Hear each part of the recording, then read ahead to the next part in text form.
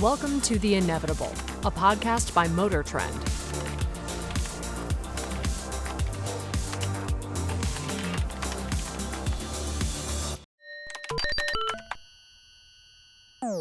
Hi there, and welcome to another episode of The Inevitable. This is MotorTrend's podcast about the future of, well, everything. Cars, mobility, camping. I'm Jonny Lieberman. I'm joined as always by Mr. Ed Lowe. Hello there. Ed has a little message for you. Yes, this is Ed Lowe. I'm the head of editorial at MotorTrend, and I'm really proud to announce that The Inevitable podcast is brought to you by the all-electric Nissan Ariya, inspired by the future, designed for the now. And today we're going to be talking about something coming in the future. It's a new software-defined trailer. Software-defined recreational vehicle. Yeah. SDRV. SDRV. Did you make that up? I just made that up. Oh, SDRV. I like that. And it's these guys, a new company called Pebble. Before we get to them, though, Ed has a question of the week. Yes. So this one came into my Instagram DMs from a gentleman by the name of Mitchell Clifton. Great question. He says, "Hey, Ed, love the Inevitable pod. Ding.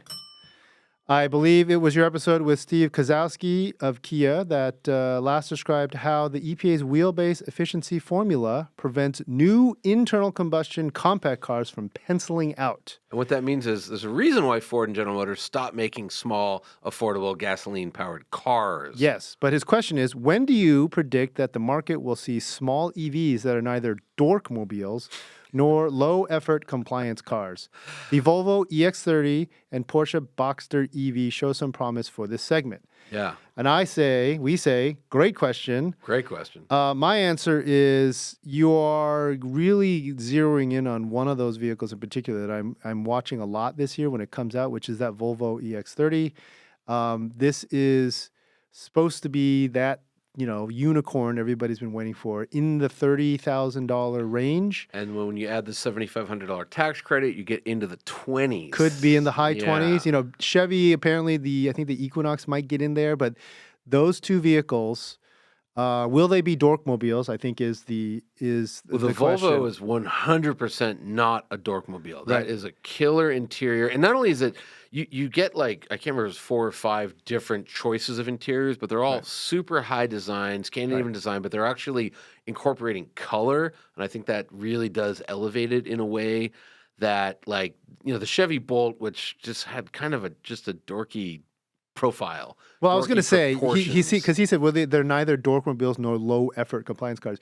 You cannot say this Volvo is low effort. They spent a lot of time on the design. Yeah. We actually interviewed, you'll recall, Rekha Meena. She was the color and science expert at Volvo. This was her baby. Yep. Go back and listen to that episode. She reveals a lot about Volvo sort of circular But also, sustainability. you spend a little bit more money on this little baby Volvo, and you get the 2-motor one, which is 450 horsepower. So there's nothing dorky about it whatsoever. Right. But the main reason that I'm interested in the Volvo and, the Boxster EV and the Macan EV that was just announced, I think these are going to be super interesting. Are they going to be... Macan's big. Well... It's big. Small, and expensive. okay, smaller. Yeah. The problem with both of those is that they're not going to meet this. Everybody's been screaming for the low cost EV, and we're going to see some of these start to come to market. And Tesla just announced that they are going to be doing something smaller than the Model 3. Rivian R2. Although R2 is probably going to be in the $50,000, $60,000 price range. But let me get to my point. No. Because by calling out this Volvo EX30, the real secret sauce is that we're actually going to see the first foray of China into the U.S. marketplace. Because people forget Volvo is owned by Geely, a Chinese manufacturer who also has a big stake in Lotus and Polestar, in Zeekr. But Volvo is basically their most well-recognized brand in the U.S. This EX30 and the coming EX90 SUV, that big 3-row, these are ones to watch. They're the dark horses. Is the EX90 built in China? Is it going to? I think it's still built in Sweden. It's supposed. I believe they're setting up for local manufacturing in the US. Rising tone, unsure. Okay. But great question, Mitchell. I think there's a lot of hope on the Volvo EX30. I also think we are looking desperately at some of these other low cost EVs. I think Tesla. I mean, the problem with Tesla, like they could do it. They could do it very well, but it could take like 5 years. You just never know with them. Yep. Like the Model 3 was a fast follow after the Model X. Model Y was like a year or two after that, and then it was 7 years or something for the Cybertruck. Yeah. So you just don't know. You can't count on them for any kind of reliable thing. Yeah. But great question, Mitchell. Thank you so much. We'll send you a hat or a T-shirt or something. And if you want to give us submit a question, please shoot us a DM. You can do that to @Jonny Lieberman on his Instagram or mine @Lowdown. You can also email us motortrend@motortrend and on motortrend@motortrend.com. And yeah, send us all your best questions, what you're most curious about, and we will attempt to answer them. And now let's talk about Pebble. Okay, so Pebble, this is the company, software-defined RVs. You call it a trailer, I call it a recreational vehicle. It's got 2 wheels. Does some amazing things. We just chatted with the founder and CEO, Bingrui Yang, and the CTO, Stefan Solyom. It's a tough one. Yep. Great guys. Yep. Speaking, you were referencing Tesla. One of them worked at Tesla. Both of them spent considerable time at Apple. Doing something at Apple with wheels. We found out later, both of them actually reported to one of our most distinguished guests, Doug Fields, who's now Field, the head EV and SDV guy at Ford. Yep. So this is a really interesting conversation about the future of software-defined recreational vehicles.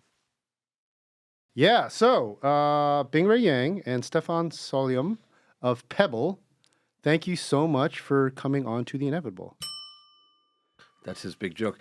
So tell us everything about Pebble. Yes, the Pebble Flow. This is your EV trailer.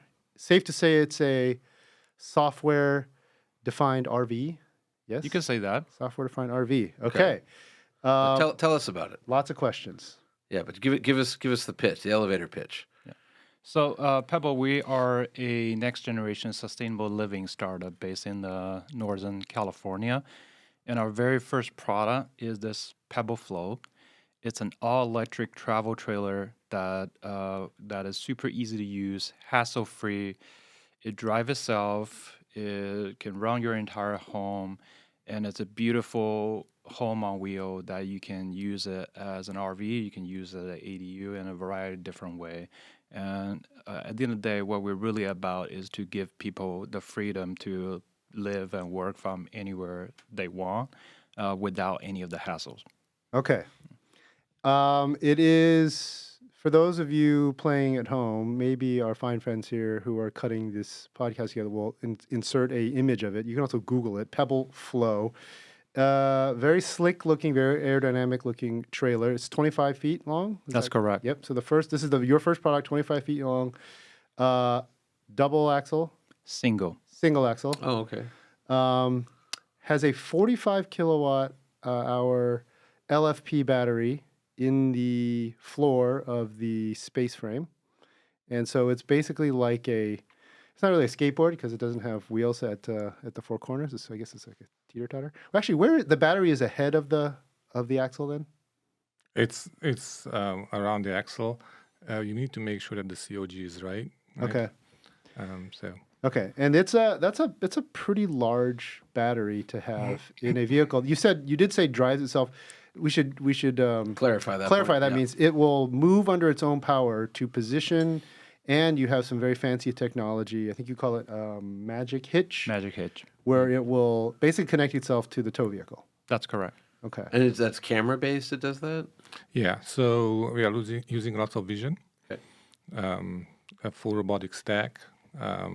Pretty powerful compute, and that's exactly what it does. It essentially finds your car, looks at the hitch ball, and it connects all the way. Then, probably a dumb question, but if you just want to hook it up the old-fashioned way and back your trailer up to it, you can do that too. You can do that too. Okay. If you want Yeah, sure. Just hey, you never That's know. the base model doesn't have Magic Hitch, and the loaded one would have. Are there multiple levels of are there different specifications?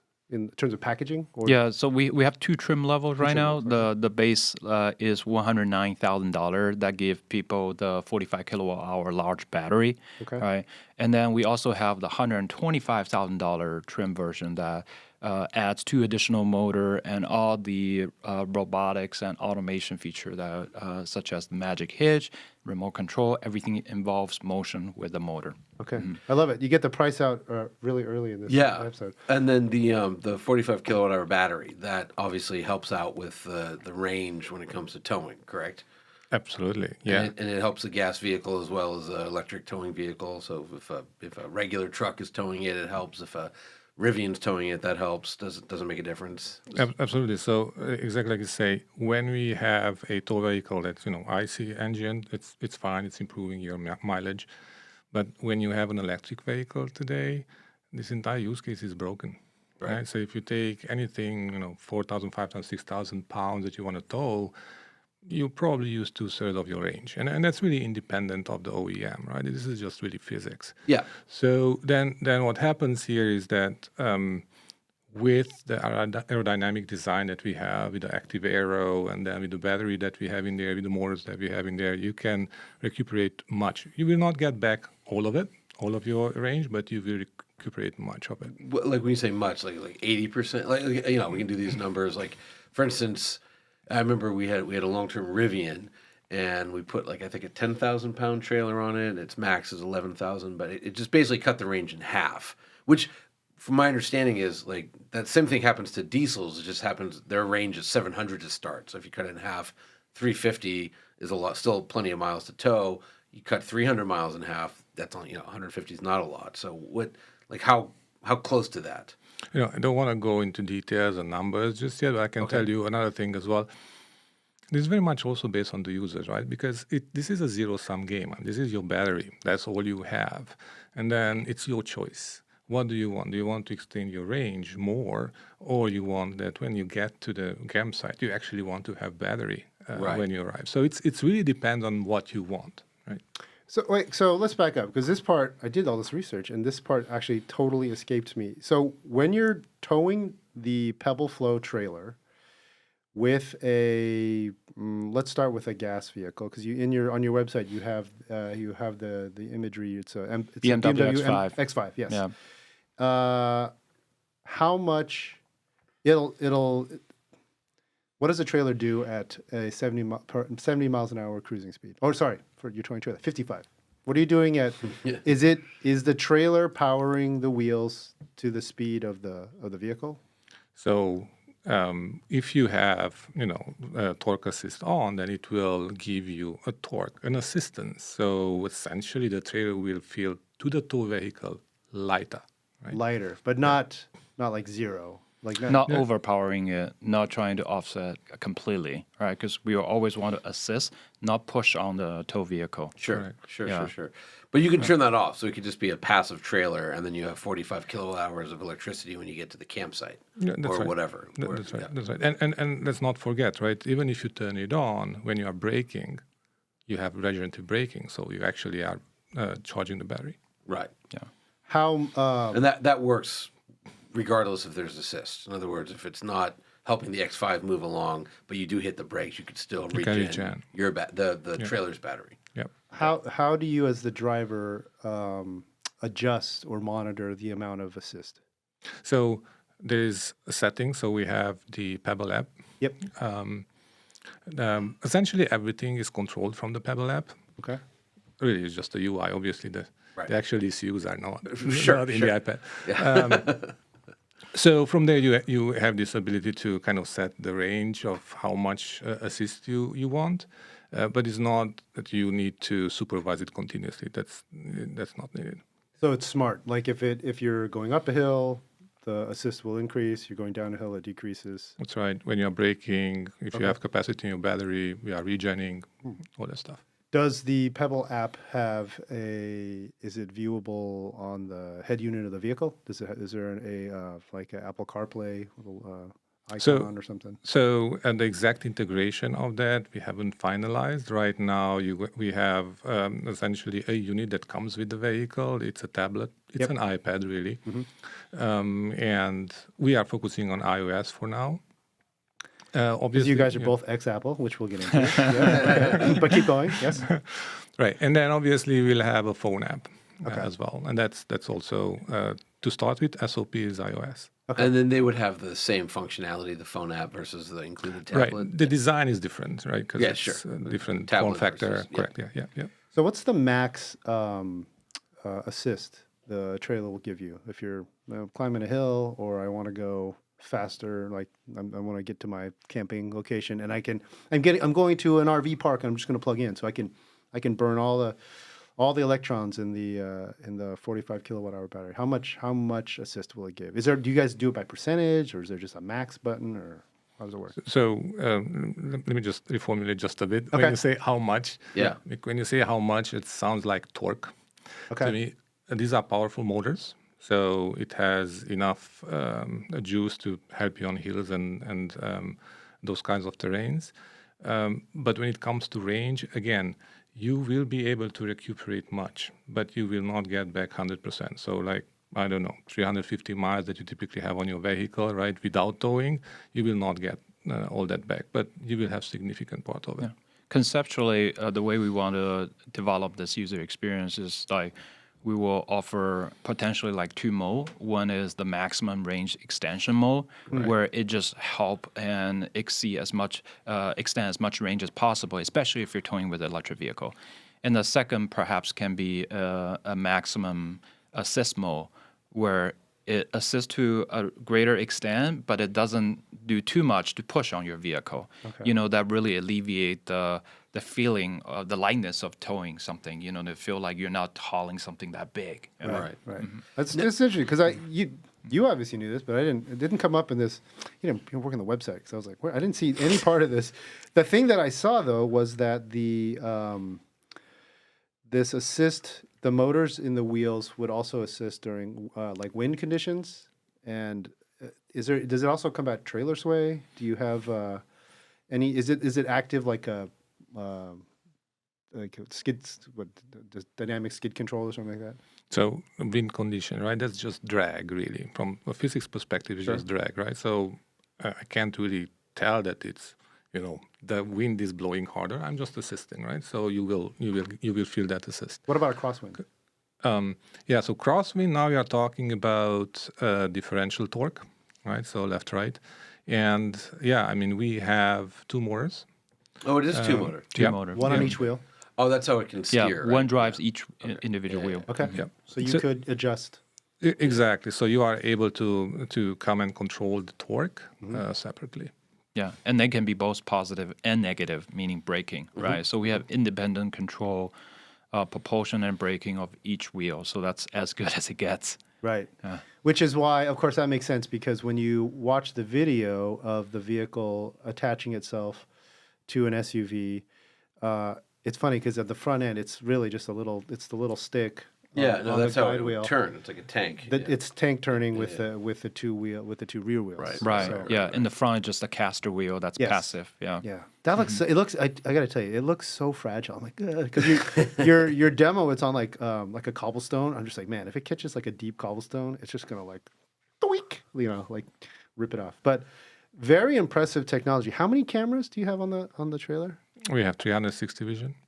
Okay. Is that like minimum 4? So, yeah. That's right. That's right. And we have a significant amount of compute power, so we can put several cameras on the vehicle. And no, but as Jonny asked, only vision. You're not using any kind of radar or sonar. No, so we are heavy on vision. Obviously, we are using other things, odometry to build, positioning of the vehicle, things like that. But we are heavy on vision when it comes to external sensing. And are you guys doing the vision part yourself, or are you partnering with like Mobileye or anyone like that? It's all you. Wow, that's a lot to take on. in-house. Okay. It's a software-defined vehicle. I know, but it's just that seems like more complicated than the trailer. Like, is the autonomous angle to it? Yeah. So this is actually a very, very good point, right? And we talked about as our partner, or the fact that we are using NVIDIA platform, and there was several consideration to that, and one of them was exactly this. I want to be able to take state-of-the-art approaches, deploy it, and move on, right? Right. And there would have been other approaches as well, but that would mean things are getting slowed down. We cannot be as nimble as we want to be. No, look, if you can do it all yourself, obviously it's quicker. It's a lot to do. It's a lot. The way we think about this is like it doesn't all have to be everything all happen at the very, very beginning, right? Right. We are taking an approach very similar to what Tesla did early days, that you have the hardware that is provisioned for many, many years to come.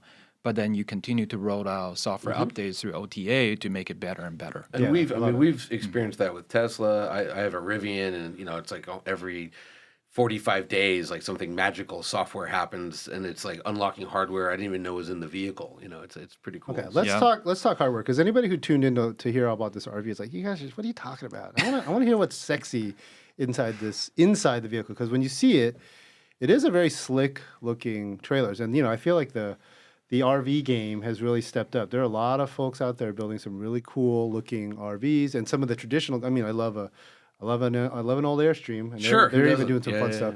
But inside, so sleeps 4. You got a queen size bed for the adults or the owners or whoever. Then you got a little fold out bed that comes down in the eating area, right? Dining area. Dining area. So these are opposite ends of the vehicle. So at the back of the trailer, the back of the RV would be I saw a fold down bed, queen size, but when it folds up, you got like a desk. Yep. An office area. It's a Murphy bed. Murphy bed. Okay. In between, you have a kitchen, like a galley kitchen. And then at the back of that is the bathroom, which has a toilet and a shower and a refrigerator and then some storage. You got it all right. Perfect. And everything in there is electric, right? Electric, like a heat pump for HVAC and for water, and induction burner. Induction cooktop. Yeah. Two burner induction, and then so no propane on the vehicle. No propane. Fully electric. I was going to ask, if you wanted to extend the range or your time in the woods, could you bring propane and just... We put 1 kilowatt of solar on the roof. Okay. Is that enough to cook some hot dogs like every day? So we ran some calculations, of course. What does this mean? 45 kilowatt hours battery, 1 kilowatt of solar on the roof. Our expectation, these are standard cycles that we were looking at. Our expectation is that you are able to be off-grid for 7 days. And, that's like... That's if you show up fully charged. Yeah, so and then topping off with the solar, and I say off the grid 7 days, but when I say that I mean with AC on. Sure, TV running, all that. Exactly, and which is like I love it because it feels normal.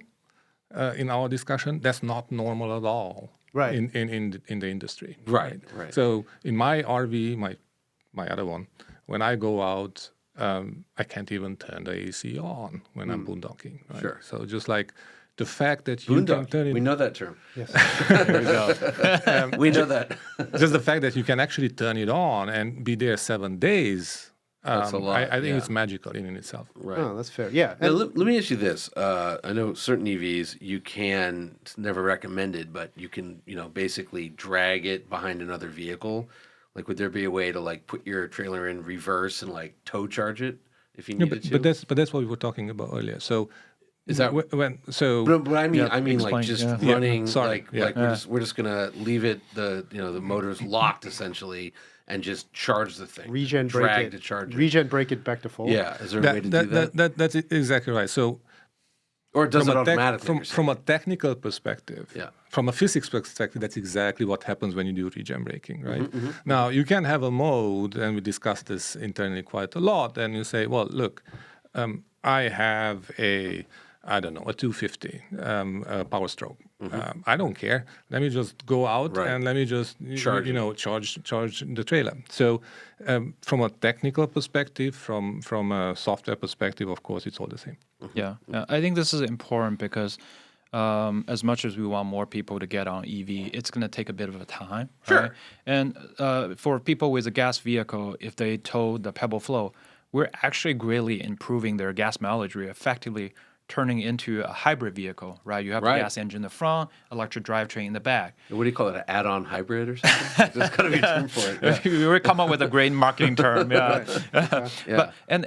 for those users, they probably don't necessarily want to stop by at the gas station and an electric vehicle charging station on the same trip, right? So this really simplified the charging story for them. Right. Okay.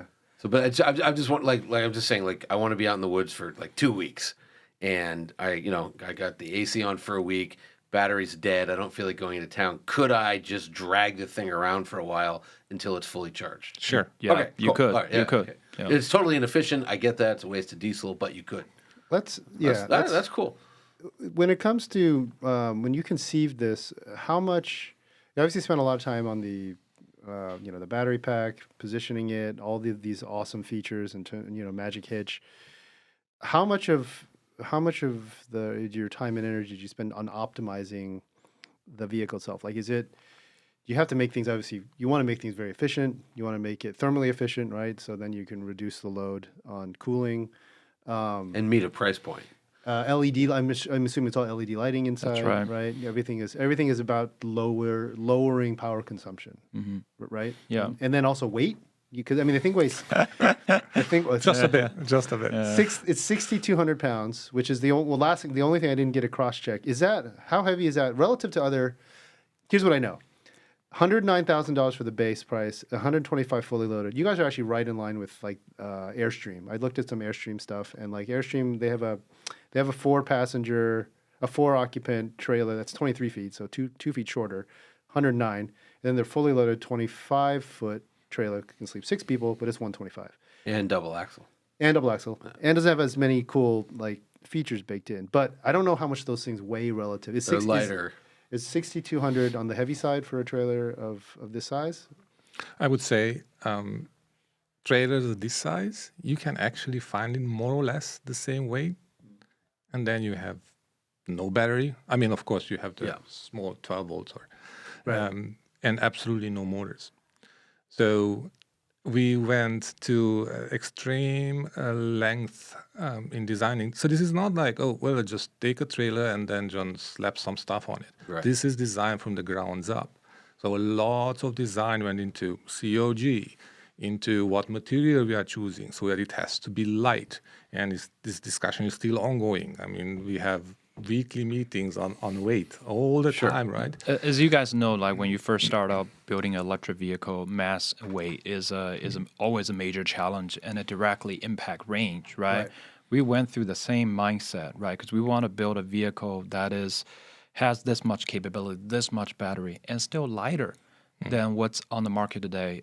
In fact, the Pebble Flow is lighter, is about 1,000 pounds lighter than a similar premium travel trailer in the market today, even with the massive battery, even with the motor and all the electronics that we added, right? How? How'd you do that? Yeah, so I was going to get into it. We took a very complete different approach. So it's a very automotive approach. That's a short answer, right? We went through the drawing board and really look at what is the right body structure to make this robust and lightweight, and turned out it's a space frame monocoque construction where everything's like the chassis and the body is all joined together to really build a robust shell, right? We Because look most at trailers are just like a floor with like walls kind of bolted onto them. A steel chassis built separately, and then you just have walls that drop Yeah. onto that. So that's inefficient, right? The chassis is not helping. It's cheap to build. It's cheap to build, right? But we went like full on automotive.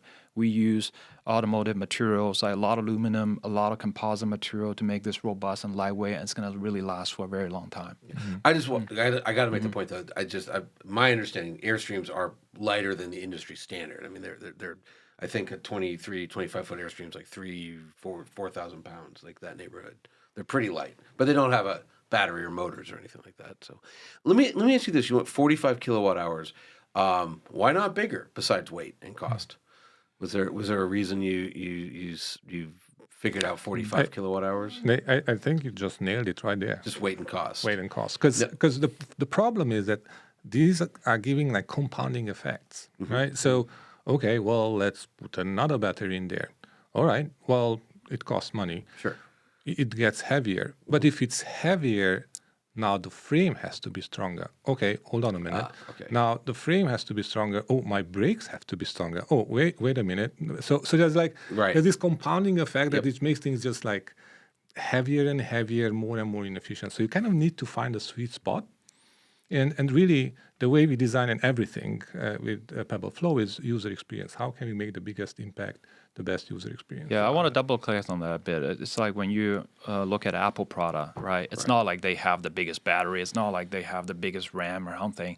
It's that they have the best experience. They look at all the system holistically. What is the right balance, right? For us, we have to balance the battery size with all the things that Stefan talked about. Yeah. But in addition to, for example, water tanks, you're going to need water tanks in an RV, right? Right. And you can put a humongous battery and you're left with so little room to put tanks. Then even if you have battery to boondock for 2 weeks, you don't have enough water for 2 weeks, right? Yeah, so they all have to be engineered together. Okay. Yeah. Good answer. So then why single axle versus double? Is it a drag? Is that a drag issue or complexity? Where would you put the motors? Or So there are several things. One big thing is obviously agility, right? So the things that we can do with the Pebble Flow, and I don't know if you guys saw the video for LA Auto Show, the way we were able to put that thing in there in that booth, which was very, very confined, very small space. It was really one shot. That was not engineered. That was just really one shot. And you can't really do that if you don't have agility in your vehicle. So that was one of the big things. Then obviously efficiency. We talked about weight and so on. So you need to think about these are all automotive technologies that we are using, right? So completely different weight class that we have on them. The wheels that we have, it's very, very different that you have in the RV industry. Right. Plus, single axles I think look better. So. Personal choice. Aesthetically, I don't know. Double axles always look like just big, heavy things, and single axles, a little Bambi. It looks good. Yep. in the demos that we've seen where the vehicle is attaching itself, there's a guy guiding it, but is there an automotive? Sorry, let me go back because you're surprised. I'm wrong. At the LA Auto Show, when you had to position it into the space, was that all done by the? That's remote. It's all remote control. So essentially, you could think about this having two modes. When you are detached, obviously, one is just remote control, like the world's biggest RC car. Great. And I can talk to length how this really changes the industry. And perhaps we will do. Yeah, let's do that. Yeah. But this is like just answer to your question. And there is this other one, which is the more semi-autonomous part, which is where you are hitching up. We are using Magic Hitch to hitch up to your car. Okay. So coming back to the first one with remote control, and really, let's just go back to a story I always tell. I had a friend that was saying, "Hey, I'm never going to buy an RV." Like, why? And this was all before I met Bingrui. Why? Well, because I don't want to be there and have people staring at me when I'm trying to back up the trailer.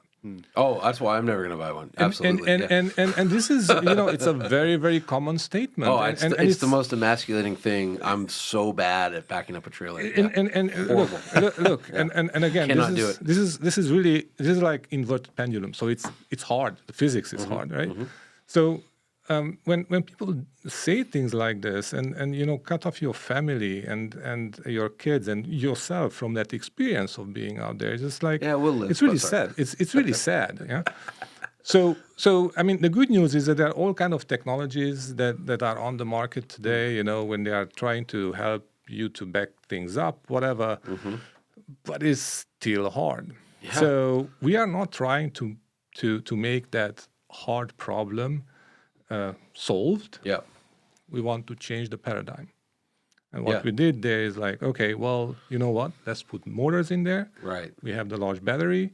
Now, this is actually very simple.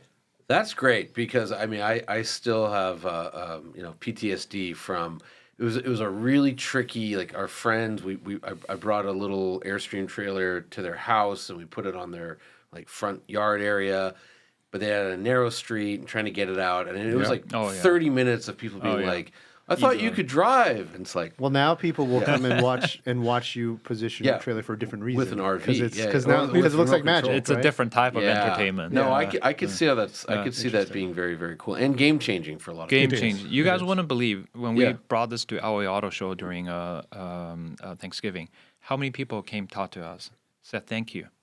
Thank you for creating a product that we've been waiting for so long. And they said this Magic Hitch and remote control is going to save a lot of marriages. Yeah. But also, I mean, I'm just thinking practically, like just being able to like slightly move, like once you've unhitched and you set up and you're like, you know what, I got to move it 5 feet. And you don't have to like rehook the truck up. Like, that's well, not only that, it's pretty good. It's not just that it will connect, but it also is fully self-leveling, right? It'll level itself, and you can extend whatever awning you have and open up. How's it level? Is it air suspension? No. It's got arms. Yeah, arms, legs. Legs. Yeah, legs. Yeah. I got it. But they're motorized. They do it themselves. Right. And this is the other thing, right? And I was just also saying to folks that everything we do, it's really cool. I mean, it's really cool, but we are not doing it because it's cool. I remember when I'm going to the campsite with the family and the kids, and they were younger as well. And after the entire trip, they were all hungry and whatever. So you get to the campsite, get through the entire maneuvering, but then you need to set up camp. Yeah. And then you just like do it manually or with the impact tool or whatever. Right. And it just takes time. And that's what we have also brought in. We call this feature Insta-Camp. You push a button and then everything just comes down. Yeah. It's like the Jetsons. And it's leveling. So and it takes literally less than a minute. Wow. So you have cool. 4 legs, one at each corner, right? That come down, and those are electric motor powered, or is it? That's right. It's all electric. Okay, and then let me just back up on this Magic Hitch. This is software. This is a system you've developed. This is not like an off the shelf. How? It's funny because at the same time, Ford has just released their Pro Trailer Assist, which is like the other way. It's the opposite. Yeah. The truck will find the trailer. Have you messed with that at all? Have you guys looked at that system or? No. So I think that's the idea. The way we are approaching the problem, you want to solve this. Others coming with the tow vehicle, getting close, and you can do things, and it's hard, but you can do things. But you will never be as good as if your trailer just goes there and connects all the way. Because you have control of your trailer. The tow vehicle doesn't. So you can do all kind of stuff coming close or whatever, but really the solution to this is that your trailer comes, sees your vehicle, sees the hitch ball, goes down, connects, done. Okay. It's magic. Sold. Yeah. Put this guy in the commercials. So let me ask you a question. So, I know you guys have an Apple background and you're saying you're going with iOS right now. Do you see something? We know that CarPlay is going to expand and kind of like take over dashboards and all that. Would there be like just part of CarPlay that would have like the Pebble stuff on there so you could hit just from your vehicle screen without having to pull out your phone or the tablet, just like hit like the 1 minute, what Magic setup? Magic Hitch? No, not that. Insta-Camp. Insta-Camp. Sorry, I gotta get the jargon down. Insta-Camp. Yeah, Insta-Camp. Like, would that be part of it? So Is that? So I think that's obviously part of a vision of making it super easy for you as the driver, as the user, right? It also just feels more premium if it's like part of the operating system of the vehicle. Integration. Yeah. So obviously part of the vision. Now again, what we are focusing on is to get the vehicle out to our customers. Sure. Like I said, we have this amazing. Oh, actually, we didn't talk about that. We just mentioned. We have OTA updates, right? And Sure. when I mean OTA, I don't mean we update the app on the iPad. When I mean OTA, we update the full vehicle. system, the vehicle. Yeah, right? just like an electric vehicle. Exactly, Yeah. right. So more of these things are coming out, with over-the-air updates. Right. What about, and I'm thinking about this, and again, I do have a Rivian, but like, famously, they don't use Apple CarPlay. And there are some people that, they have a vehicle that can do CarPlay, but they just don't use it for whatever reason. Are you looking at integration? Because, like when I think of like towing, it's like, okay, I buy a F-150 and it's got all these aux switches, and that's how I operate my trailer and everything is just through that. But, can you do it? Can you integrate with non-Apple stuff? Or is that like that's just too far away? Well, I don't want to say too far away, and our timelines are also very different. But right now, like I said, we want to get this vehicle out in the hands of the customer, give that value, which is I think it really changes many people's lives. Mm-hmm. Let's get that out there.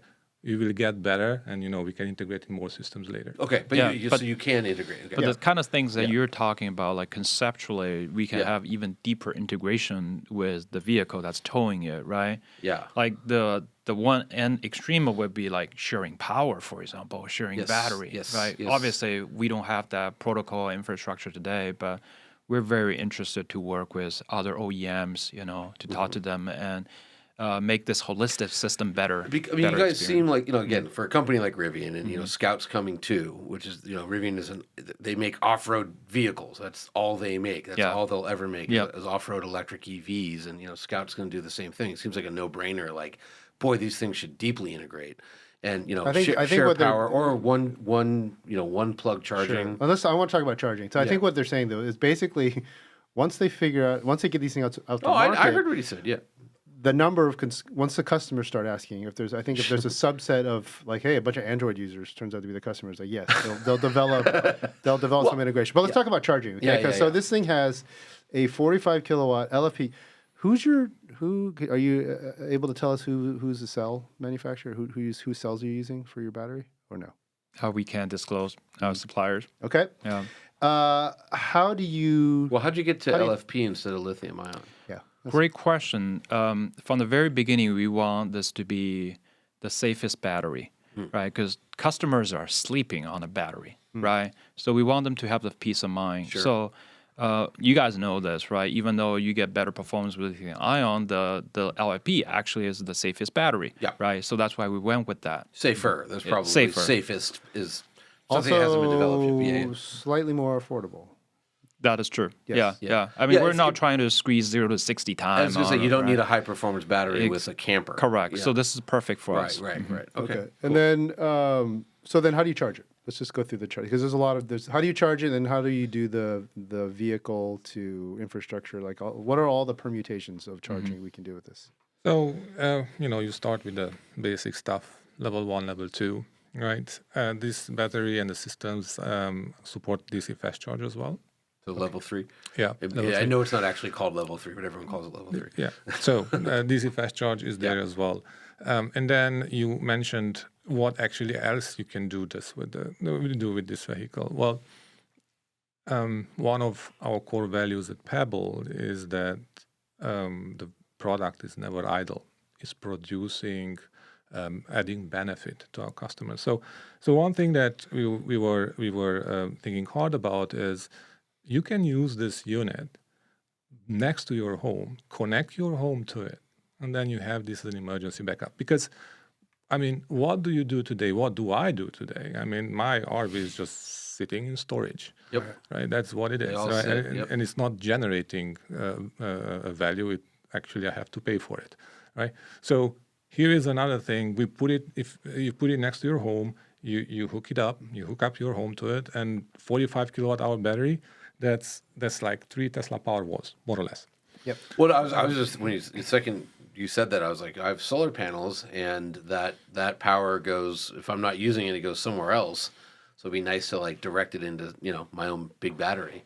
Right, and with all the storms, it just happened last week, right? So it's amazing. Now the big question is, I have your battery. Can I plug my car into it to charge my car? Yes. Yes. Okay, you can. Oh, that's cool. Right. So, let's pause just for 1 second. So, the 45 kilowatt hour battery, let's say it's all used up 0, and I charge it level 1. How long does it take? No, you went all the way down to 0? Yeah. But level 1 forever. Oh, that will take a while. A few days, like a week? A couple of days. Couple of days? Okay. Oh, you mean through solar? All through solar? No. Just level 1. Level 1. temp. Oh, level 1. temp. Outlet. But why would you do that? Don't do that. I'm just saying, like, you know, No, actually, it's overnight, pretty much, right? Level 1, we're talking about 30 amp. No, that's level 2. No. Yeah, level 1 would be it's like 110 volt, 30 amp. That's like 3 kilowatt. No, I think he's talking about the 12 amp, like the really outlet. old fashioned. Yeah. Okay. Yeah. So level 2, yes. I have a wall box charger. level 2 would be a Level couple 2 would be 5 hours, 3 hours. overnight. Yeah. This is a small EV, Yeah. basically. Yeah. Okay. It's a very small EV. And then theoretically, the fastest available commercial charger, DC fast charging, from 0 to 100% would be Hour-ish. hour? something-ish. Yeah. something Yeah. like Yeah. Okay. And then do you have the same recommendations for folks? Don't charge it to 100%. You want to keep it 80, 20, I mean, 80? yeah, it will depend. But I think I just want to double click on this thing because, and I have an EV as well, and if people are talking about 0 to 100, well, that's nice, but you really don't do that. I'm just trying to give understand. So what he's trying to do, there's a lot of people because I almost got in a fight at a car wash. A guy, he walked up to me, he's like, "What's the range on that?" I go, "Well, it's a weird question because like you never go 100 to 0. It's not the use case." I'm like, and he's like, "Just tell me what it is." I'm like, "Well, what's your car?" "Well, I don't know." I go, "See, I don't really know," And he got really mad, So I understand from an engineer's point of view that's a ludicrous question, but everyone listening, they just want to be able to like. Have something to hold on to. Yeah, 1 hour DC fast charging. Right? Usually you go from like 20 to 80. 20 to 80 percent. That's right. Yeah. That's yeah. right. Okay. And then this idea for bidirectional charging. All of this can be done. I watched, I'll just shout out I think it was the Wired guys did a nice little video did a walk around of the Pebble Flow. And on the charge port, which is currently CCS1, next to it is a NEMA 1450 plug. Oh, nice. So how do those work? So obviously can you bidirectionally charge out of the CCS1 too? Does it go back and forth? Or do you have to use the NEMA? The NEMA. Use the NEMA. That's the output. One is for input, the other one for output. Well, because Ford and Sunrun have this, you can do bidirectional apparently out of the and Lucid has that too. out of the CCS plug. Right now, the way we set it up is NEMA out, CCS in. Okay. Which is, that works. That's I just charged my truck with NEMA 1450. It's likely more flexible everywhere you go, right? Yeah. That's right. From a boondocking perspective. Okay. So then so let's talk about that for the people who do want to, because Bingrui, when you first introduced it, you said you can use this thing as an ADU, so an accessory dwelling unit. You can like pull it next to your house. Your mother-in-law can stay there. I'd love to stick my mother-in-law. Yeah. And you would not feel bad about doing that. I feel good. But So then when you Just kidding. when you do that, what's the recommended connection to the house? Just a manual transfer switch or something? Do you have a plan to sell any kind of home connection kit, or it's let the person figure it out? Yeah, so there are two directions, right? One is power to the Pebble Flow to keep it power and charge, right? And you go through that through the CCS one, and you can plug into a regular 110 volt at home, a household outlet, or 240 volt dryer, kind of a hookup. Or if you have a EV charger, plug it in. Way, J1772 port. And then as far as using the Pebble Flow as the home energy backup, so you plug into the separate port next to it. That's the NEMA 1450 port, 240 volt output, right? And we encourage our user to, we will be probably releasing more information down the road as far as like how do they configure their home, with a licensed technician to prepare for that, so they can, seamlessly have this be a home energy backup. So as of right now, it's a vehicle to load type of system, and down the road, we definitely want to develop more into a vehicle to home or even vehicle to grid system. And cool. you mentioned on the site, and you mentioned it, Stefan, that it is 3 times the capacity of a Tesla Powerwall, which is I think 14 kilowatt hour max, but really 13 and a half usable. So that tracks because you guys are 45 kilowatt. Is that like a sales point that you're making? Because you could literally like, hey, instead of buying a couple of Powerwalls, why don't buy this thing instead, and you can live in it. No, not at all. It's just it's hard when you say 45 kilowatt hour to conceptualize what that means. What is that? Right. What is that? And I think it's a bit easier to say 4 Tesla or 3 Tesla Powerwalls. Perhaps it's not easy for everyone either, but it's a bit like more concrete. There are certain people you're talking to when you say that. It's a half of VW ID4. Well, that's the thing. It's a third of a Hummer. That's the right. Is that right? It's a less than a quarter. A Hummer is 200 kilowatt hour. Yeah, that's it's a big right. battery. Oh, yeah, sorry, it's a third of a third F-150 Lightning. Third of a Lightning or a Rivian. Yeah. Yeah, you guys know this in the back of your mind, but we get this question a lot. Like, oh wait, how much is 45 kilowatt? Because if you know anything about electric cars, like like a Leaf, weren't they like 60 kilowatt hours when they first came out, and then a Volt was like 40 or something. So 45 sounds small, but again, it's not really driving. So that's actually quite a bit of power. Right. Okay. So especially for a home, which they don't use very much power. Okay, these so days. 25 feet Depends on long, 8 feet 8 inches tall. Exterior width is 7 feet 6 inches for you guys listening at home. 6,200 pounds. That's fully loaded. Correct. That's the $125,000 every bell and whistle. And with water and stuff. Yeah. Is that with water and user and your gears. goods. Yeah. 37-gallon fresh tank, and then gray Blackwater combined tank, 50 gallons. The fridge. Anything special? You have a fridge, and you have this combo microwave, oven, convection oven, and Air fryer. that's cool. The guy on Wired said it was a 4-in-1, and he only listed 3 of the things. So what's the fourth one? Microwave, convection oven, air fryer. What's the fourth? I got to double check on this. Sock drawer. Maybe the steamer or something. Yeah. Okay. Yeah. All right. Is this customizable? Can somebody say, hey, your style's pretty good, but I want to put this in? They will. Can I put my custom, meat drying locker like I would want to put in? Yeah. Or can I put a 4-burner induction? You guys have this customization option? Not at the very beginning, right? Okay. We will have certain options that we think a lot of people that would be interested, such as awnings, right? But as far as like specific appliance and whatnot, like we provide a very well integrated experience that works well with all the system on board to people, right? Down the road, like if we get a lot of requests from demand from very different kind of stuff that we may open up for more options. Okay. Mm-hmm. Yeah, because I've seen, I walked around CES and looked at like the trailer section, and like it's baffling the amount of like aftermarket junk you can buy for your trailer. It's like, it's crazy. And that's just at CES. That's not even like at SEMA, which would have, even 10 times more. So it's I don't camp a lot. Or at all. Yeah. But like it was eye-opening. It's like, wow, people really are into this, and they really spend a lot of time thinking about how to live away from their house. So. I just have to ask though, how induction burners are pretty high load, right? I mean, there's no argument. Like if someone said, hey, I could extend my living out when I'm boondocking a little bit more if I just took that thing out and put a gas burner. Yeah, a gas burner with a propane tank. Or... Look, this. And again, goes back to your core values. What is the core value? Making it easy for you. Going to the gas station every time or every second time when I go out camping and carrying those cans with me is just not the good experience that we want to stand for.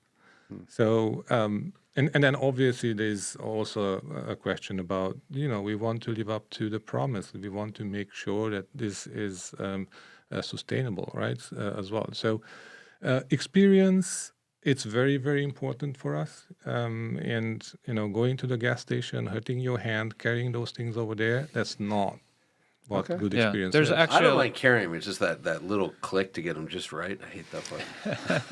there's actually more stress of managing resources for people because then in that case you have to worry about like, okay, how much battery I have left, okay, how much propane I have left, and guess what, propane tank, they are not like battery where it just show you the percentage left. Right. Yeah. You have to guess. You only find out when you run out. Right. And when you run out, you're like, crap, okay, I don't have heating anymore. Right. So I have to go get to the gas station and get a new propane tank, and then otherwise I don't have Well, heat you go for to the night. U-Haul, and U-Haul is actually one of the best places. Yeah, to do U-Haul's it a good place to get because propane. they will Yeah. fill it up all the way full. The gas station, by law, they only have to give it to you minimum, I think, 75% full. So you can totally get U-Haul, and it's way U-Haul's more good. expensive. I Yeah, think. U-Haul's the best place to get propane. I know my propane. Yeah. Okay, Me too. is there anything we missed from a features perspective that you want to talk about?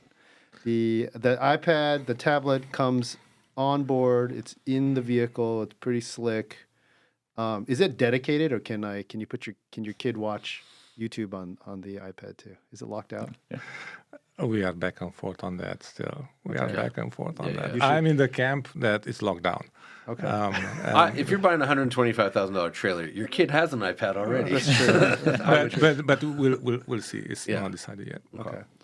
One thing, the vehicle, the software-defined vehicle, so it will get over-the-air updates, but it doesn't technically have like Wi-Fi on board. Is that correct? Like he's smiling. Is there a provision for that? We're talking to a real engineer here. With Stefan. I mean, Starlink or something? So no, look, why am I smiling? I'm smiling because I go through these pain points. You know, when was it, like last year? Was it 2 years ago? We went up in the Sierras, and you know, it looked all good. We went in there. There was like no power, no nothing, but I didn't have signal. Like the phone was just like, it was like not even a bar. It's just like gone. SOS mode, yeah. Exactly. So, and guess what? I had meetings that I had to call into. So like, what do you do? So anyway, it doesn't matter. But the long story short is that, again, core value, experience, right? The user experience. I want to make sure that you have a good experience. So yes, the vehicle will have some kind of a hotspot internally, right? Okay. If you have Starlink, this is already pre-wired so that you can hook up your own Starlink. It will have the ability to go on, LTE, so where you don't have, or if you do not have Starlink or you don't have coverage, because I don't know, there are trees or whatnot, right? Sure. Then you have another way of connecting. So. Yeah, and again, the other thing, you can buy some of these things off the shelf, but after you bought your RV, as I did, and then you try to retrofit, and that's a pain. But nevertheless, so you do it, and then you end up with a service which is still not great, right? So we want to make sure that you will have that right and good experience, that you will have connectivity. Because that's what we are saying. Take this vehicle wherever you want, right? So and you need to have that home experience. Live, work, and play from anywhere you want. Okay, all right. That's interesting. I want to come back to that in a moment. But if we're done talking about the product, I'd love to talk about how you got to this idea and you're the founder, CEO. Well, he's pointing at Bingrui. At Bingrui. So this is your idea. Mm-hmm. Yeah, where'd the idea come from? Where'd it come from? Yeah. Yeah, so I'm an outdoorsy person. I like to camp and hike, and always want to take an RV trip. But it wasn't until the very onset of pandemic I took my first RV trip. Okay. So this is recent. I mean, 4 years ago already. 4 years ago, right? Yeah. It's funny how quickly that went. I know, it's all blurred. And during that trip, I realized two things. One, that the experience that you can have a home that with you, no matter where you go, that's really amazing. Okay. That freedom is really amazing. Second, the product on the market are simply not good. Not good at all. It comes with so much hassle, so much problems that nobody want to deal with.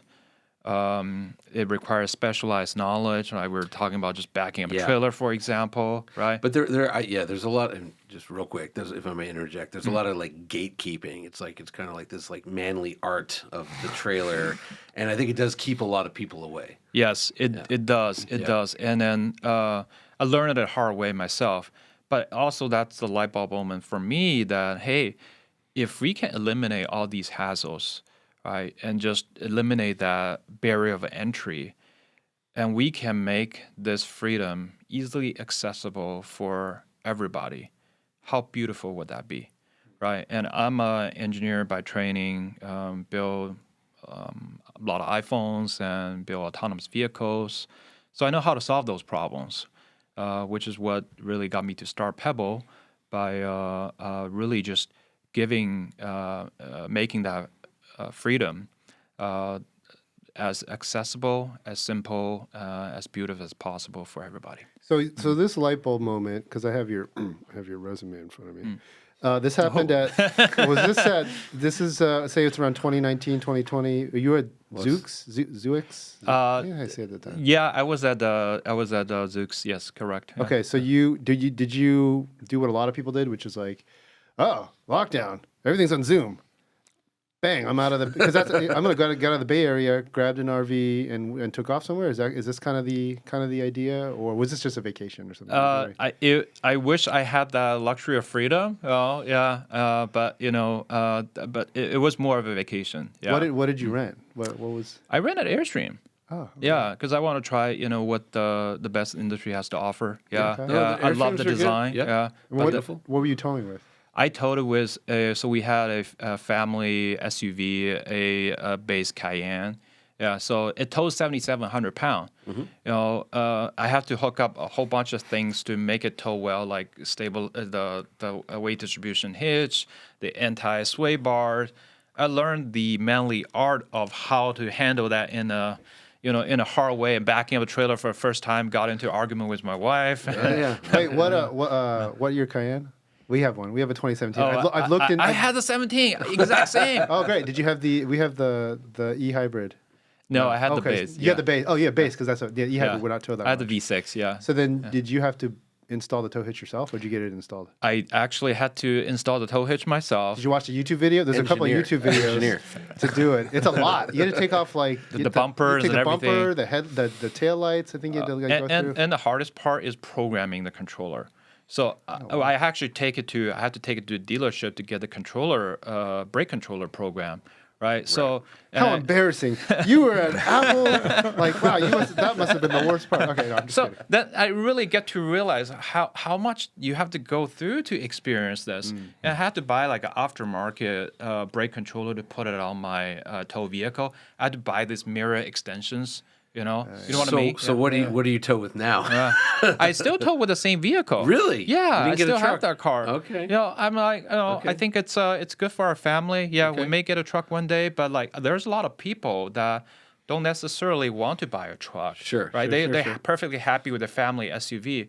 This is one of the reasons why we made the Pebble Flow so towable. We made it lightweight so that, if you have an SUV, a family SUV like, mine or the BMW X5, you can tow this with. And with the propulsion, it's actually a lot easy. Okay. All right. So then when does Stefan come into the mix here? So you found this company. He also seems to have a passion for the outdoors and has done all this RV stuff maybe before joining the company. This is something you're into. When did you guys connect at Apple? You guys colleagues when you were at Apple? We actually don't know each other at Apple, but here's how we got connected. So when I was just funding the company, I knew I needed someone who's really at the top of their game when it comes to software, when it comes to robotics and technology and all that, right? So I asked one of my advisors who's been helping me from very early on. He was an executive at Apple for a project that we can't talk about. And then I asked him, we know the project. Might have wheels on it. Yeah, might have 4 wheels. Might not. Yeah, go ahead. Can either confirm or deny. Right, no, we know. We've talked to a lot of these people. Go ahead. You people, I should say. Then I asked him, I'm like, hey, who should I bring on as a CTO? And he's like, hey, go talk to this guy named Stefan. And then he helped us get connected, and I talked to Stefan, and the very first meeting in a coffee shop in Cupertino, right? Remember that? And I told him about like what I was gonna do, and he listened to that for like 15 minutes, and he said to me one thing. He said, "Bingrui, you're killing me." I'm like, "Oh, okay. Wasn't expecting that. Is that good or bad?" Then he's like, "Oh my God, like I own an RV. I know exactly what you're talking about. I know exactly how to solve these problems." Oh, perfect. Wow. Yeah, Wow. and that's how we hit it off. Who's this advisor? His name is Dave. Yeah. He's been a great friend. Dave what? Dame Rothenthal. Okay. Yeah. Okay. Yeah. So he really picked he picked the right guy. You know, Yes. So Stefan, real quick though, what are the odds? I mean, that's like kind of zero. I mean, that's like very low odds. what trailer? What's your trailering? Your RV? What's your truck? What are you talking about? Experience? Is this? He's the truck guy. Yeah. So I have an Alpha Wolf. This is a well, it says 26 feet. It's 26 dBH, and that's what it's called. But it's actually 30 feet long, and this thing can go up to 8,000 pounds. Okay. So I have a Ram 2500. Nice truck. 6.4 liter Nice. V8 Hey. right there. Oh, right there. but not the diesel. No. Why not? If you tow, why not a diesel? Oh, the sound of the 6.4 liter V8. Okay, yeah, no, that's it's great motor, great truck. Gas is actually, it's in California, the diesel is still significantly more. And I know it's more power dense and better economy, but... Yeah, but here's the deal, right? Because I'm not using this as a commute vehicle. It's way too big, too much gas, so on and so forth. I really bought it for us to be able to go out and tow the trailer. Which by the way, that's something that people actually do today. Because look, They buy a truck just for them. Sure. Yeah, exactly. I need to buy a truck because I want to get the trailer. I mean, I've towed extensively with the 2500 gas Ram. I mean, it won our truck of the year when it came out. The thing's incredible. I love it. I love it. Yeah. So anyway, that's what I have, and I still have the trailer. We are going out with the family, with my wife. We that's how, when we got into this, and obviously we actually towed and had rented trailers before making the decision. Okay, we're gonna buy one. Sure. Right. And it was all that, and wow, this can be done better. It is funny. I mean, it's a pretty, with the exception of Airstream and a couple other where they go premium on like the exterior design. There really hasn't been innovation. Like an Airstream from the '60s is not very different from a modern Airstream. Like not much has changed. Yeah. Once in a while they'll we've made the lights flush or something like that, but there's not, technologically speaking, there's nothing going on. Funny you say that. Keep telling the guys.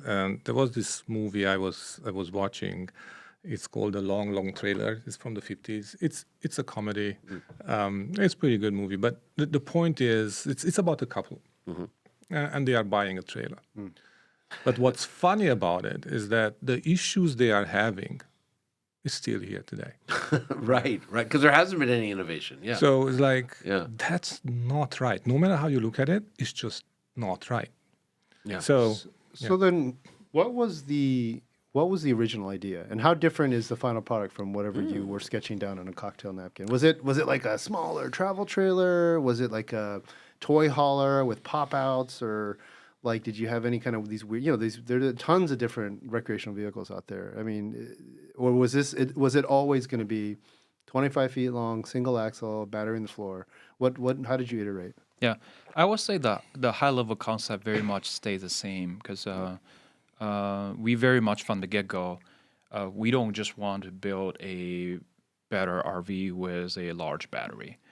We want to start from scratch and build a new product that is a next generation living space that happen to be an RV, that you can use in RV, but you can also use it in a many different form as an ADU or as a power wall, as a home energy backup. So that thought process stayed very much the same. We very much started from what are the real pain point people have today, right? All these challenges with towing, with backing up a trailer, hitching a, setting up camp, and using it inside, right? That hasn't really changed at all. So we start from that and we look at how do we actually solve for that. And the solution largely stayed the same, I would say. Yeah. So it's really very much like that's how it all came out to be. The exact shape and form of that, we went through obviously a lot of iterations to make it better and better, and more new idea that came about, like when we actually started doing a lot of these detailed design. Like to just give you an example, aerodynamics, right? So from the get-go, we know that we want to make this very aerodynamic, so it reduces the energy loss when you're towing, whether it's a gas vehicle, whether it's an electric vehicle, right? Sure. But we halfway through, we realized, okay, we really optimized the shape of the form of it as much as we can to reduce the drag. But we're still seeing a decent amount of drag in the frontal area of the vehicle.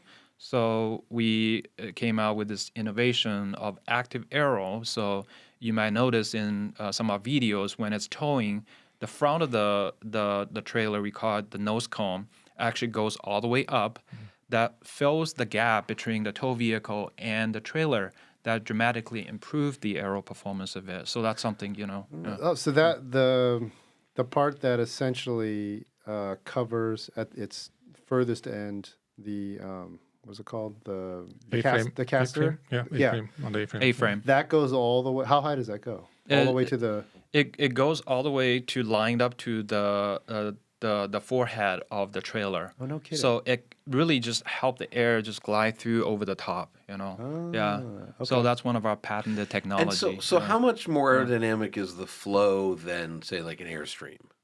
It's a lot more aerodynamic than that. Like what's a lot mean? Like twice, 3 times? Yeah, it's about 2 to 3 times as aerodynamic. Okay, wow. Yeah. So that's a huge improvement. Because the Airstreams, they're for a trailer, they're aerodynamic. For a trailer, they are, yeah. Because Right, the rest of the stuff is all very much a box, right? Yeah, exactly. uh-huh. Yeah. Yeah. Interesting. Yeah. Interesting. Very cool. There's just one thing, Yeah. and this is talking about ideas. We came up with ideas. I just want to interject with one little point there. We're actually getting ideas from our customers as well. So Sure. we have pretty strong community. It's amazing. It's really amazing. Already on Discord, we have a lot of people that we Over discuss. 1,600 people. And we have a co-creation program. So a few of the folks were invited to essentially help us in releasing the final version of the flow. And there are some changes that we have actually made based on those feedbacks. Huh. So what has been? I'm going to talk about those customers in just a second. But how many prototypes have you gone through, and what is that like to build and test? I mean, we're from the car side, right? So like, you guys running around with like camouflaged trailers, or no? You just kind of build. No one knows what you put in the floor, right? So you're testing this thing, and you probably can test it in, out in the wild. Nobody knows what you're doing, right? How many iterations are you at to get to the final, the Pebble Flow? I would say we have been through quite a few iterations already, right? From a drivetrain perspective, we're already on to our 3rd generation of drivetrain, I would say. So we continue to make adjustments and refinements, right? We're working busy on getting our beta vehicles out, and which we'll be putting through more pace and more testing, and this will be production intent vehicle, right? Like Stefan said, we have made a number of changes going into the beta vehicle. Part of it is from our own learning, testing the alpha. Part of it is from feedbacks from our community that they really taught us on several things that we haven't really fully considered, but now we've put it in. Too. I mean, where are you testing these alphas? Have you gone out into the wild? Have you gone camping? Yeah. You both have gone camping? And actually, you say, exactly like we do. Like we put camouflage on the vehicles, right? We actually did that as well. We had the black cover that we went out with at one point.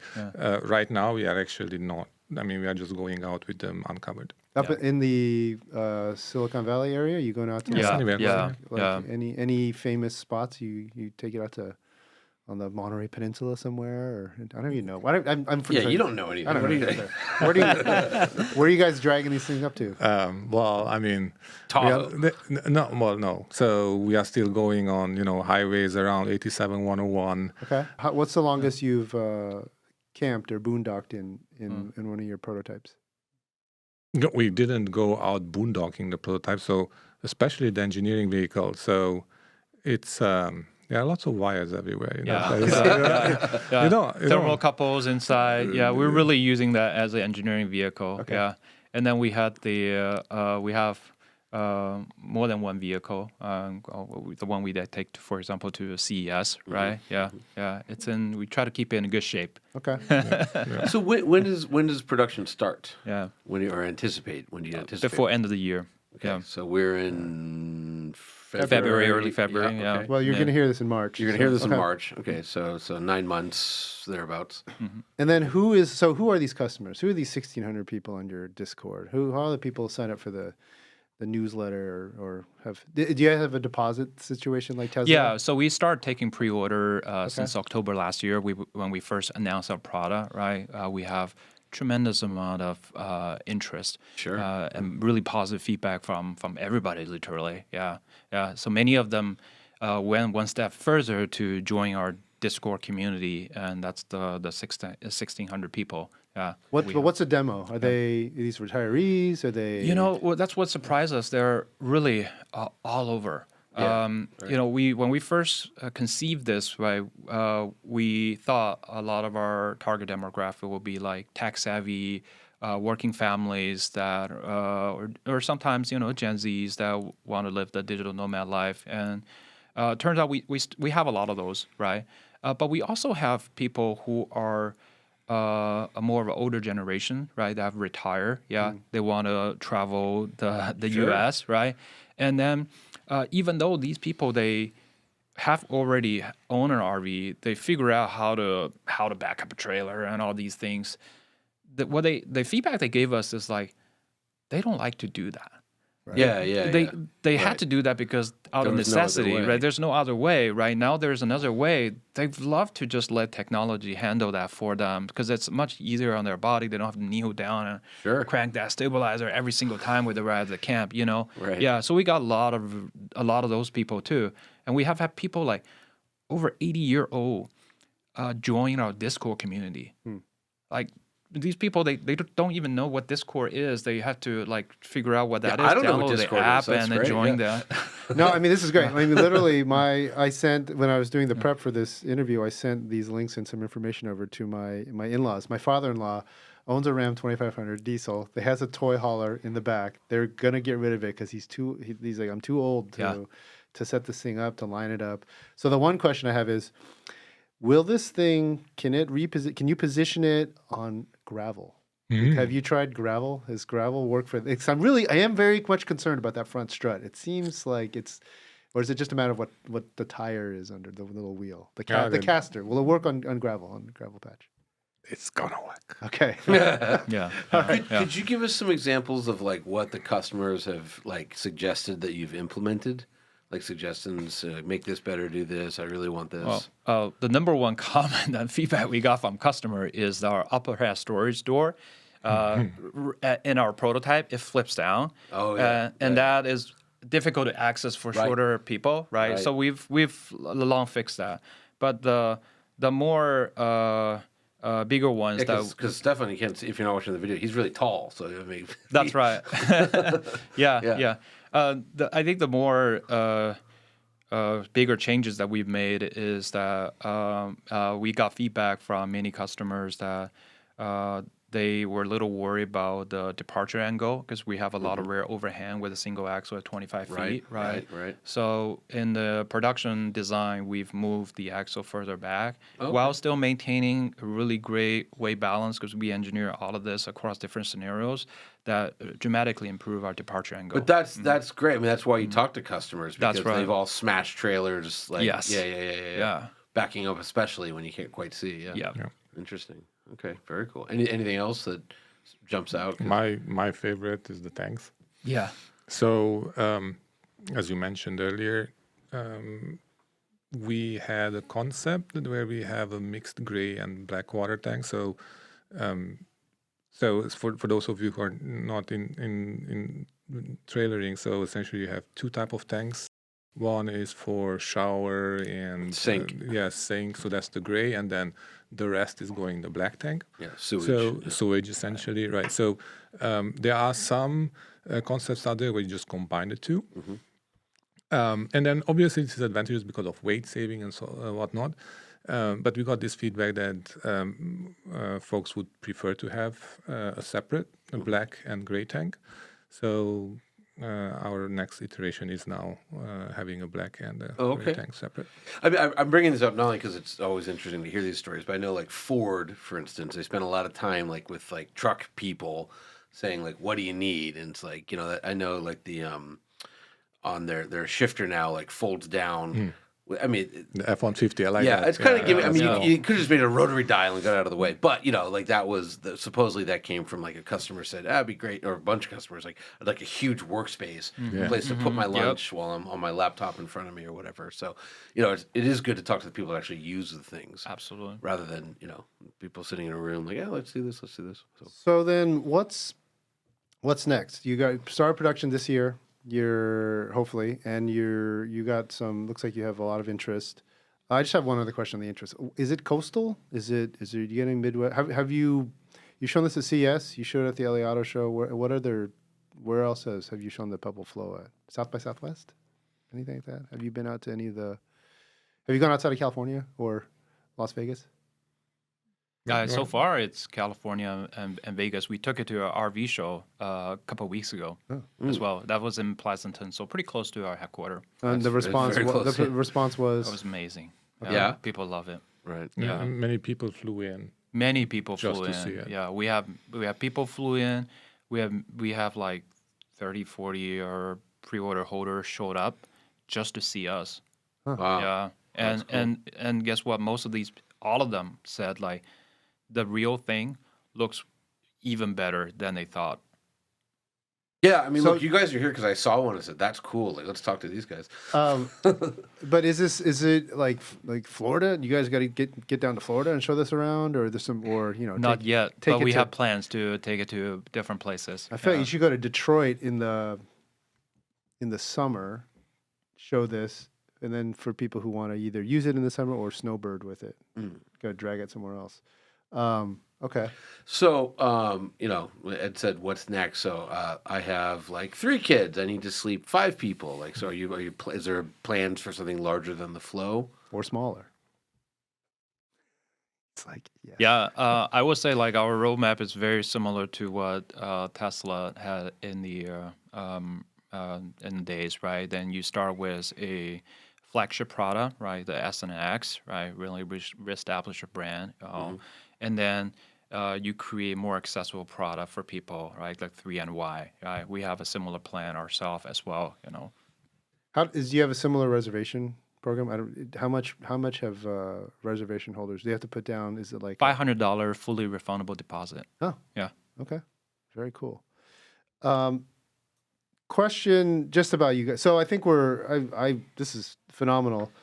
I'm very curious how you guys see the software-defined vehicle industry, given both of your backgrounds, right? Yeah. So let's just quickly review. Bingrui was, he's been at Pebble now, founded it in 2022. Spent a year at Cruise as a head of autonomous vehicle hardware systems. That's where you're used to. Okay, I was going to ask you. I was if you slipped up with the Apple thing. Head of advanced hardware engineering at, how do you say it? Is it Zoox? Zoox. Okay, I've seen this name a lot. I never got confirmation. Prior to that, 8 years at Apple as mostly a hardware engineering manager. Is that correct? That's right. The phrase from both of you have very well manicured LinkedIns. So congratulations. Successfully executed greater than 10 engineering programs from concept, prototype to mass production since iPhone 5, over 1 billion units. Okay, so this is like, if you want a problem with an iPhone, you're going to want to talk to Bingrui. And you have a patent. This was wild. You have you worked at Lutron for about 18 months. Yeah, we're way really back. did your research. He's a spy. He really should have been a spy. He's wasted. U.S. patent. I can read on off the this number, job. but it's for a 2-wire dimmer with improved zeros cross detection. I don't know what that means. But Lutron, if you've done a home remodel, Lutron makes those fancy light switches that you put in your house. So that's Bingrui. Stefan, similarly impressive resume. 7 years at Apple, senior machine learning engineering manager for autonomous systems. Okay. At Tesla for 18 months, working on autopilot and adaptive or autonomous driving systems or driving. Yeah. Oh, so this is where the 9 camera. years. I got it. Okay. 9 years at Volvo. Oh, for wow. 2005 to 2014, which means he did a lot of the stuff that we've driven because it's actually hit the market. Right, but also when you guys keep saying you're automotive, we're coming from automotive. This makes sense. Yeah.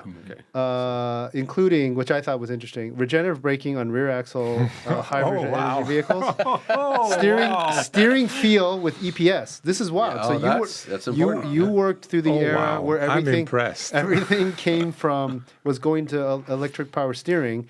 And the first generation vehicles, I mean, these are terrible. They were bad. They were very like light switchy on off. Yeah. And you did city safety, which That's right. That was the first one out. Yeah. Yes. In fact, because I went through all your website. Your executive team is littered with people throughout automotive. Your designer is from BMW, had the BMW and BMW Design Works experience and Faraday Future, and then you have an advisor who would. Oh, this is David Rosenthal. This is the guy you mentioned. That's right. Yeah, He's your advisor, senior director of autonomous systems at Apple from 2015 to 2021, and then a woman, Christy Schrader, who works from Amazon and Apple for 9 years. Ed loves reading resumes out loud. So I do. So hang on. Yeah, So okay. Trailers are fun and all, but since you guys both have big automotive backgrounds, electric RV. Add 2 more wheels to this thing. Because like trailers are cool, but a 40-foot RV, man, that's a lot more fun than a trailer. Also a lot more expensive. Well, so bigger margin. Yeah, they're out there. Look at them. Both their hands are Sphinx-like expression. Okay. No, I'm more curious. Maybe. Okay, maybe's a good answer. I'm more curious about because now you guys you're no longer at Apple working or not on a project that they may or may not be doing about some kind of autonomous vehicle, but you guys are clearly students of the game. Where are we with autonomous vehicles? Are we on target? Are we on the path? Are we? Everybody's like, oh man, EV sales are way down, and They're not. Cruise lost their permit. Argo went out of business. Cruise fired their CEO. Blah, blah, blah, blah, blah. Like, are you guys like, no, it's still happening? Is it inevitable? Are we still gonna have? Are we gonna have autonomous vehicles? Is it it's just going to take longer than you thought? Or I'll start with Bingrui. Where are we on the path towards cars that drive themselves? I'm more on the optimistic side. So I would say the industry is taking its time to really mature, dial in its technology and safety. But I believe it's inevitable that. Right. I mean, as far as the timeline, I think it's more on the 20 years or so, sort of the timeline that we're talking about, not like tomorrow.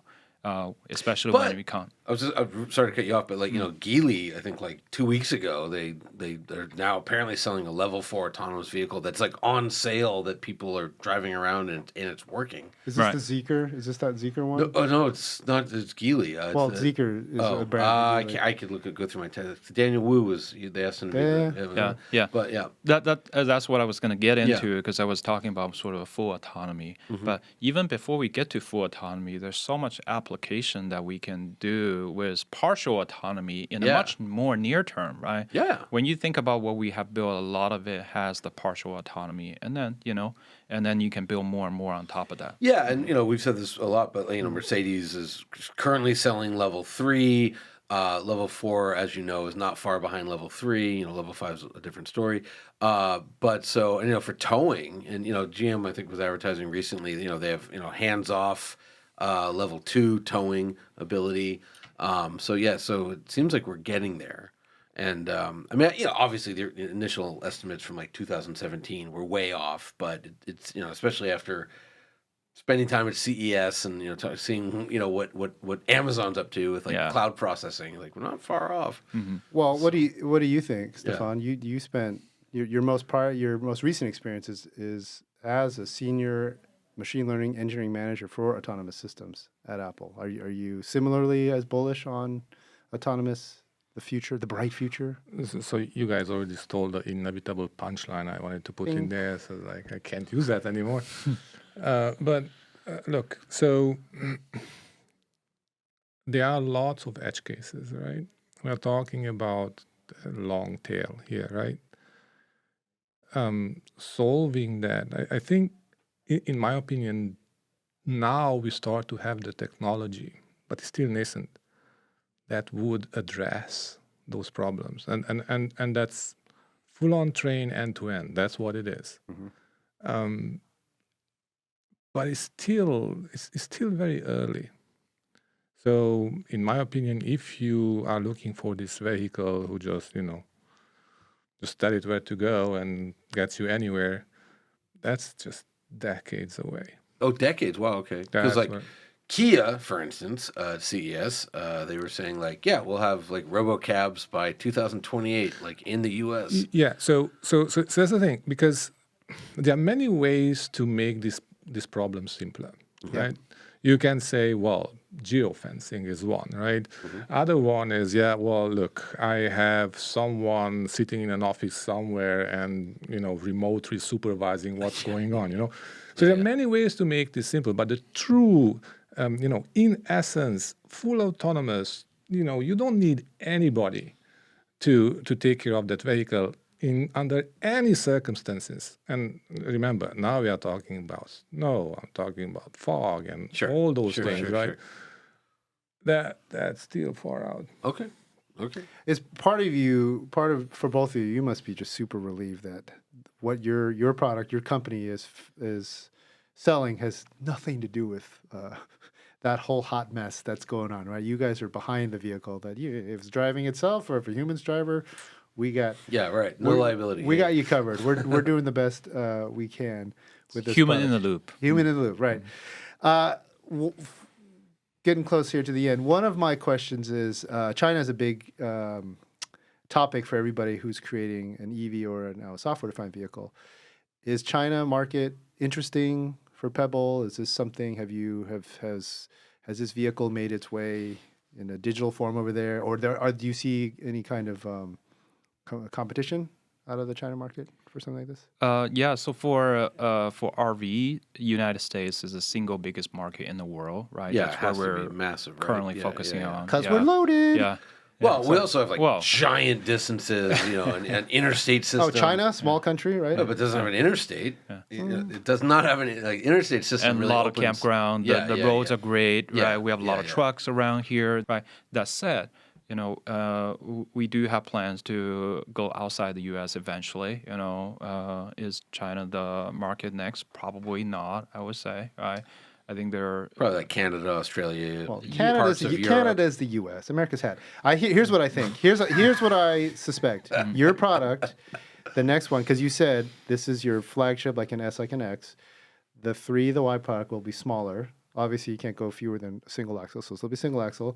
But it'll be one of those little ones that you can tow in Europe with a maybe front-wheel drive sedan. So probably going to be around 3,000 pounds or less.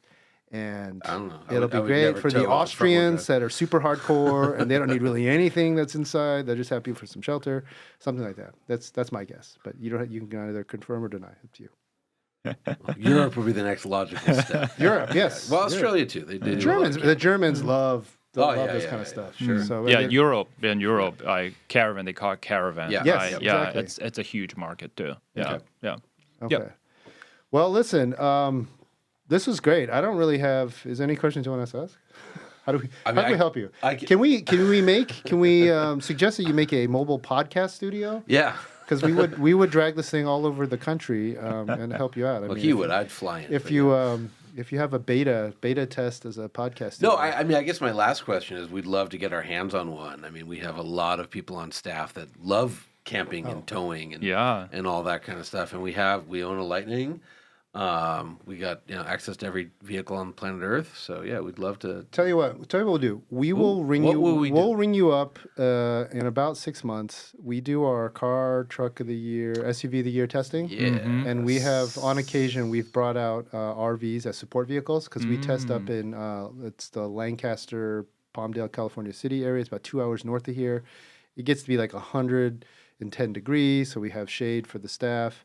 We've brought all sorts of different things out there. Yeah, we had an Airstream one year. Yeah. And what's cool is lately, because we've needed to charge so many EVs, we've also brought out, like last year, we brought out a mobile. Tesla sent their one of those ridiculous mobile chargers. It'd be kind of cool to have this vehicle if you're down to help maybe support both the staff and some of the EVs we have. But also for truck of the year, we tow a lot. That's in Michigan. So That's in Michigan. We have to go But, out to Michigan. But yeah. we could haul it out to Michigan. We got trucks. One other thing we're talking about doing, and I don't know if you want any part of this nonsense, but there is, about 10 years ago, we set the land speed record for towing a trailer. So it was with our hot rod team. They did it with, it's 141 miles an hour. They used a GMC with a Banks turbocharger system, and they went out to the salt flats and they set a record. We may or may not be looking at breaking that record, potentially with. And we've talked to maybe a couple different. Well, we're talking to a couple of truck manufacturers. Yeah, but also so maybe some hybrid trucks or an electric truck. An SUV maker. And I was, maybe the fact that the trailer is helping this along. Because here's the thing. Here's the secret. Whatever we do, if you do it with an EV truck, you're going to break a record. I don't think anybody's tried it. So you will own a record. So we can talk offline about if you want to do Sounds this. good. Let's call up our tire manufacturer. See the speed rating on that tire. Let's get your marketing. It's one. It's like one and back. I think you got to do 2-day average. We're gonna do it like at like El Mirage. El Mirage or any one of them dry lakes. Yeah, just I'm not kidding because we do need a trailer to do this, and we're just gonna contact some trailer manufacturers. But yours presents a unique opportunity because it's powered, and it doesn't have to necessarily be a production trailer. You got something you're lining Yeah, up. it's from California. We like that. Yeah. Too, So we do all sorts good. of fun stuff. Okay. Okay. Cool. Well, You guys, listen. anything we didn't ask that you guys have any messaging you want out there or? Where should it go? Pebble. It's the site is PebbleLife.com. PebbleLife.com. Anything we missed that you were expecting to talk about? I would just add one last thing that just to double click on the point that Stefan made. Like when we first started out, like one of our value is never idle, right? We want this to be not just an RV for people. They can use an RV. They can park this at their driveway or even their backyard as a home office, as an ADU, and they can use this as a power wall that runs their entire home, right? That's what really Pebble is all about. Great. Cool. Well, we look forward to trying it out when the time is right. Thank you so much. Yeah, thanks for your time. Really appreciate it. Yeah, it's great. Thank you so much. Thank you so much for having Thank us. you, Bingrui and Stefan.